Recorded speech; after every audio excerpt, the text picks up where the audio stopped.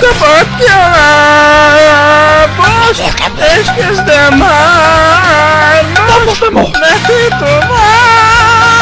János! János, énekelj a gyermekünknek valami szép altatódalt. Te beizéltél, asszony? Hisz nincs is gyerekünk. János, teres vagyok, már említettem neked. Ja, igen. Na, ezt hallgass meg.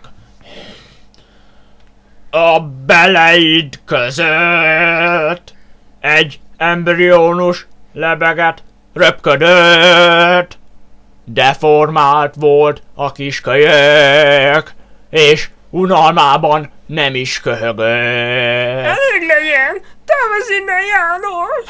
Most mi van, asszony? Tán csak nem szoptatni akarod a kölyköd a méhedből? Ha! János! Neki tovább!